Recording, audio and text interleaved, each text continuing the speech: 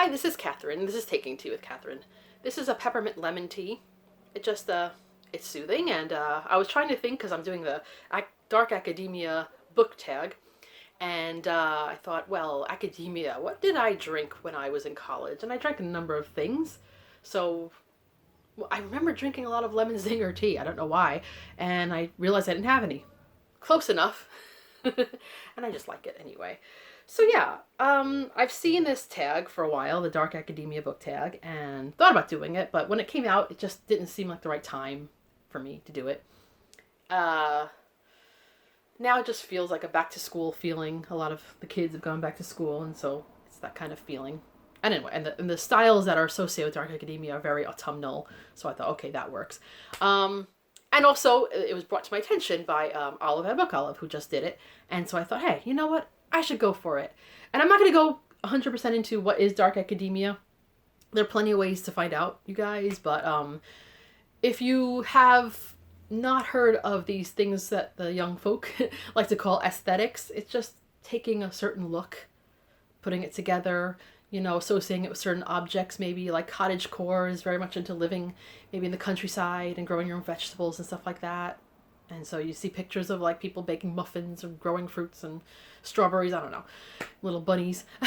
And then Dark Academia, you'll see a lot of pictures of books and museums and sculptures and architecture and tweed, turtlenecks, that sort of thing. So if you want to know more, I'm sure you can read more about that. Many people, it seems, are who are into that whole aesthetic are also into this book, The Secret History by Donna Tartt, which I have not read yet, but I intend to someday. It takes place, I think, in a university, and there's some things that happen. So when I read it, I'll tell you a little more about it. So the original tag was done by Emmy and Carolyn Marie Reeds. I think I followed both of them. Subscribe. So let's get started. Oh, wait, before I get started, I'm going to say the other thing I was hesitant about was that there's a lot of questions about what is your favorite, and I always have problems answering what is your favorite, because I hate picking just one thing. I hate picking a favorite color. I hate picking a best friend. It's exclusive. But I said, you know what, I could pick a favorite, or a couple of favorites. What do you think? So number one, what is your favorite academia or dark book and movie? So of course I couldn't pick just one. I picked for academia, because this did take place a lot in classrooms and whatnot, The Prime of Miss Jean Brodie. It's a good book. Not a big long book. Muriel Spark. Also a great movie with Maggie Smith. Can't go wrong with Maggie Smith. As far as dark, I thought this is dark but also kind of comical in its way. The Picture of Dorian Gray by Oscar Wilde, very good. The film that is often associated with Dark Academia is Dead Poet Society, and I happen to like that very much. It was inspiring. It kind of got me into poetry to a point, so I could recommend that. I was thinking also in line of there were books written about Inspector Morse, but the TV show, especially Endeavor, which takes place mostly in the 60s and going into the 70s, and Morse, the original, is about a detective who attended Oxford University, and now he is a detective inspector there, or on his way to being in the prequel.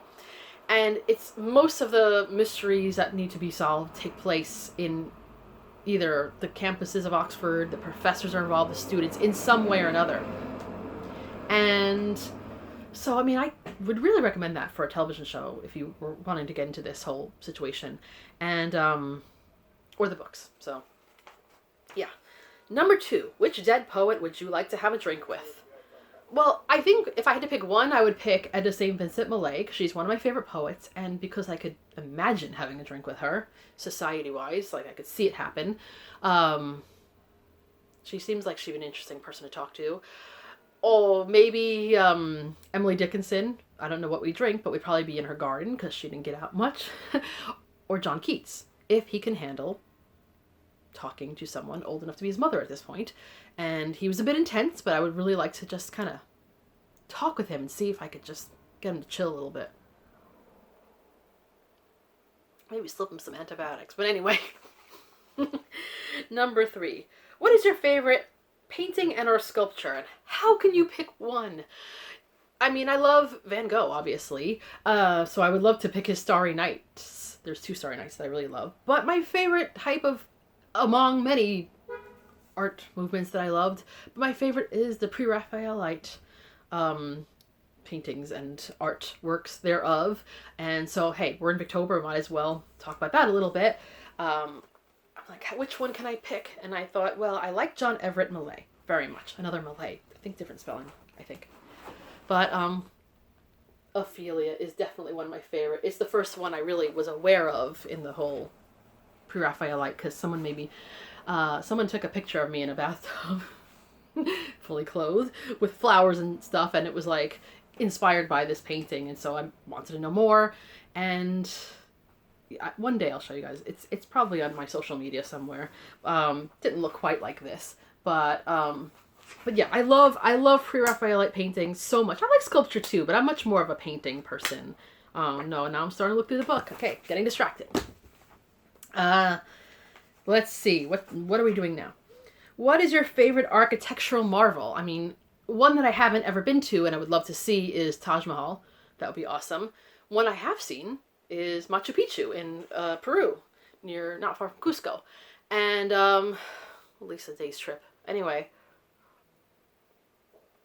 that was marvelous when I was there. There's so many ones that I could talk about though. Number 5, what Shakespeare play would you want to be the lead in? I don't really want to be the lead in any Shakespeare plays, but I'd probably have to pick a comedy. Not Taming of the Shrew. Probably Much Ado About Nothing. Beatrice. Say Beatrix Potter. That might be fun. Or if I was going to do a history play, I would not mind being in Henry VIII and playing Catherine of Aragon, because there was that speech that was based on a real speech that she gave when Henry was starting up the whole divorce/annulment proceedings, and in front of everybody she gets down on her knees and says all this stuff to Henry VIII. It's amazing. So that wouldn't be bad, except I couldn't do a Spanish accent. And I don't know if that's required. Number 6, how many languages do you speak, and which language would you most like to learn? I mean, actually speak fluently is just English. Yeah. And the language of love, no. But I've learned or tried to learn many languages. In school, it was Spanish. I did really good as far as grades, but I did not do well in being fluent. I feel like I could pick it up anytime, but I don't. And I did, in recent years, try to learn Arabic, and I got far enough to be able to read and understand quite a few things. And I could pick it up, but I just got a little bit of hitting a wall and feeling a bit lazy. So putting that aside, I would probably say either French or Italian, because, well, French, I would love to be able to read all the French literature in its original language, and just to be able to speak French. But Italian, because I like the language, and also because I am half Italian technically, and wouldn't it be great if I could speak that? Because my other half is mostly English speaking anyway, unless I want to learn Gaelic, which I attempted once. Number 7. What is your favorite quote from poetry, prose, plays, etc.? How could you pick one quote? As far as a long passage, I would pick the letter from Captain Wentworth and Persuasion, which I've read in this channel before. But I did find, I was thinking about just a really quick line. I don't know if it's a quote, but I guess I could quote it, from Wives and Daughters by Elizabeth Gaskell.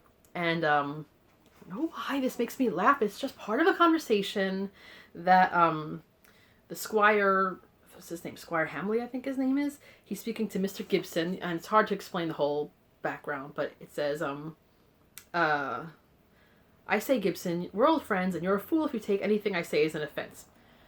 Madam, your wife, and I didn't hit it off the only time I ever saw her. And here's the quote. I won't say she was silly, but I think one of us was silly, and it wasn't me.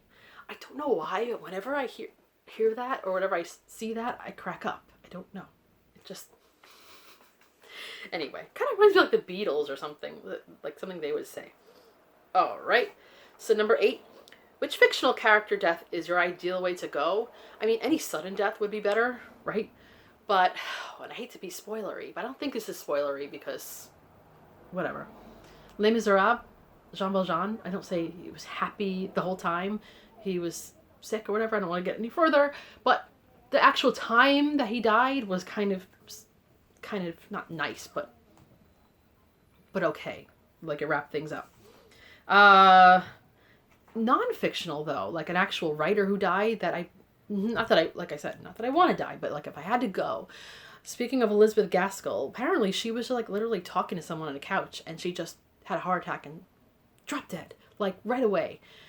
If you're gonna go, again, not even knowing you're going, that's kind of nice. But Number 9, what in university college would you most like to attend? When I was younger, it was not Columbia. Although Columbia was the second choice, it was NYU, I think. But probably Oxford, let's face it. I really am I went to Oxford for a day trip once, and it was a beautiful town to walk in. I know that's not the only reason you go to a college, but yeah. I mean, I wouldn't say no to Harvard, but what is your murder weapon or murder method of choice? Kill him with kindness. But no, seriously, I won't answer this because even though I'm sure I'd have preferred methods of being able to do away with someone, but my thinking is I have a very I watch way too much Law and Order, and I'm like, someone dies and somehow I'm accused and someone finds a video of me saying this is how I would kill somebody, and it turns out that's the way they died. I don't know, but I'm a little paranoid. Okay, number 11. What mythology would you most like to be a part of? No. I haven't read every mythology, but I guess I've read enough Greek mythology to know enough of the stories, and that already, who could you possibly be in a Greek mythology that you'd really want to be? There's so many horrible things that happen, and anybody who caught the eye of Zeus was in big trouble. Or anyone that was a child of Zeus was in big trouble. But maybe Hermes, the messenger, he seems to have been someone who got away with almost everything. He seems to have gotten along with almost everybody. And he seemed to have the most fun. And he flew around. So, I mean, if I had to be somebody in a mythology, I guess it would be him. Despite the whole escorting dead people to the underworld part. That wouldn't be so fun. Okay, so, number 12. If you had to do a PhD, what would you choose to do it on? Probably history, because I'm assuming if I was doing my PhD, I'd already have some kind of master's in English or library science or something, and history just seems like the way to go. There are other things I wouldn't mind, like botany, stuff like that, anything, because of my interest in tea, but because of my interest in tea, I always worry if I lost some of my senses. If you lose some of your senses in history, you could still go about. I am overthinking this, but yeah, probably history. And the last question, what fictional character would you die for? None. I think that question is sort of like, very dark academia, very dramatic kind of situation. I am not that kind of person. I do not feel that way. I can feel about fictional characters and cry when I see someone dying or whatever, but I'm not dying for anybody who's fictional. I'm sorry for taking that too literally, but it's true. So now we got, where is it? Rapid fire questions, which I have a hard time with because it's like either or, and I like both of them. But, so really, the real answer to pretty much all of this is both. But anyway. Number 1, leather-bound or cloth-bound books? Cloth-bound. Number 2, dog-earing pages or highlighting pages? If I were highlighting with pencil, I would select pencil. But otherwise, dog-earing. Number 3, sculptures or paintings? Paintings. Number 4, piano or violin? Piano. Number 5, films or theater? Theater. Number 6, poetry or prose? Prose. Number 7, museums or bookshops? Bookshops. Number 8, smell of books or smell of coffee/tea? Surprisingly, coffee. I mean, come on, it's irresistible. I love the smell of books, but coffee, come on. Number 9, fountain pen or typewriter? Fountain pen. Have you seen this? This is about 10 years old because I bought it in October of 2010. I mean, come on. It's an Aurora, and it's not even my favorite one, but I just thought I'd show it to you guys. Okay. New or used books? Used. Let's face it. But again, love them all. So, I'm going to tag some people. I know I usually do the tag everybody, etc. But I thought of some people who, I don't know, might like this or are more academic than I am. So, Hannah's books. Jennifer Brooks. Amy from the Dusty Bookshelf. And how about Marilyn Maya Mendoza? I really like her channel and I love her perspective and I would love to see her answers to this. But don't feel pressured, y'all. This was fun. Again, if I didn't tag you, also feel free to do it. I'm not leaving anybody out. And if you aren't, feel free to answer questions in my comments, etc. This is Catherine at Taking Tea with Catherine. Have a lovely tea and book-filled day.